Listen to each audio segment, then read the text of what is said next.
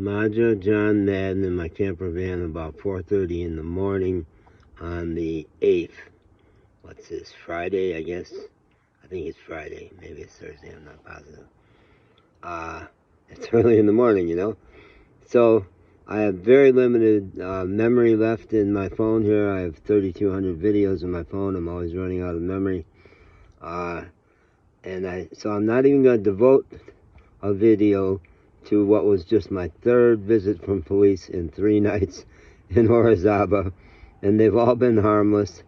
It ranged from the female cop the first night, who was like Andy Griffith from Mayberry. I think she had her hand in her pocket the whole time. It was, hey, how you doing? What's going on? Why are you here? Okay, great. Yeah, good. Sleep well. And the second one was a little more serious, behind the auto zone here where I do have permission. And the one just now started with, I think, 3 cops on their big pickup truck. Semi-serious. They were pretty professional and serious. But I speak good Spanish, pretty good these days, and I have a totally good reason. I've been given permission to be back here. My brakes are bad. So I thought at one point he was saying, oh, get out of the car. Come on, let's go. Get out of the car. But he wasn't saying that. When I said, okay, pronto, I'm coming. Need my zapatos, my shoes. He says, no, it's cuidado. It's dark out here. You might hurt yourself. It's a fine. We're going. So, okay, so that's that. What I more want to talk about, and I'm probably going to run out of memory here, is the dream I had about the American culture and character and the Mexican culture and character. I think, I don't know where it was set, but it was my old doctor, who was a really cool, fun doctor who called me man in Asheville. He was really a creature of Asheville. That's why he was there. Surgeon who worked on my shoulder. Nice guy. And in the dream, another friend of mine was talking. They were having a conversation. Me and another guy were observing that doctor and another friend of mine having a conversation.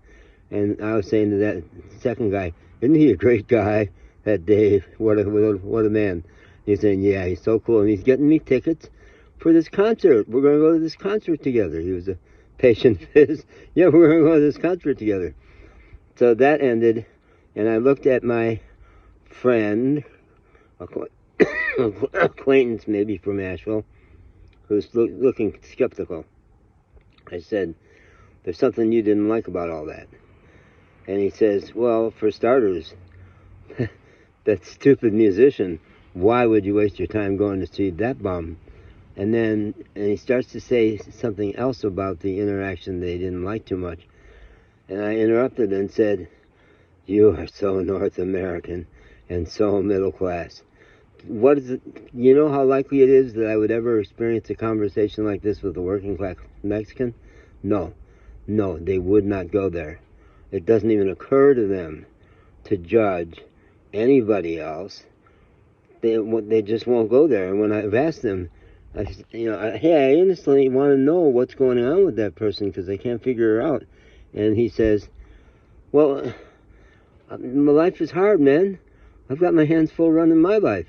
Why am I going to use up my precious life energy especially thinking something dubious, or I'm glad to say, hey, she's a great girl, and boy, a beautiful mother. That's the kind of things they'll say. They will say that, and they mean it. But to say what's really going on with them, and is there a reason why they're lost in their phone all the time, and mostly it was, why doesn't she like me? I got a hunch the whole rest of the family loves me, and she just doesn't have the time of day for me. What's up with her? That's really what's the issue. But they won't go there.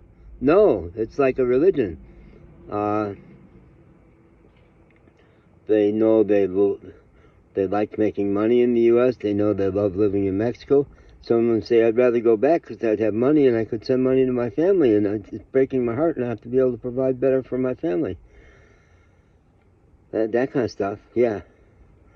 And I have friends who grew up in Houston and then came back to Mexico with their dad, and they're infected with both with anti-Latino sentiments. They're the only ones who will say negative things about other Latinos if they've lived in the U.S. and they've picked up that disease, and they will bitterly complain about the race.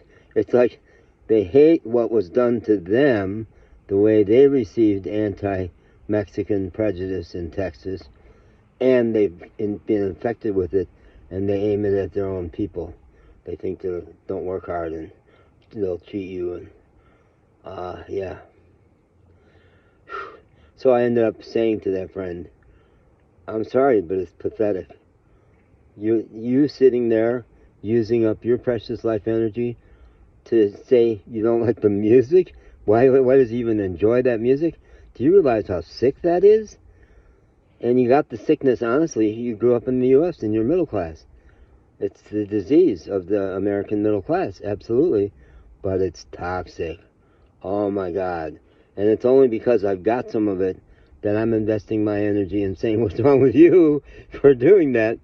But I'm a psychologist, and it's kind of my job to notice when I try to have this conversation with Mexicans, why I think the Mexican character and culture is better. They won't go there.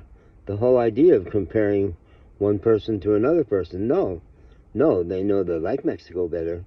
They know that America feels like a good place to make money and work, and they'll almost never complain about their bosses in the U.S. And maybe because they were such hard workers, their bosses did appreciate them. Yeah. But they mostly won't comment about anti-Mexican racism in the U.S. They won't talk about it. They maybe didn't even notice it, you know, because it's not their business to judge. It's not their business to judge. They won't do it. I'm crying. It's so beautiful. I'm so lucky to be here.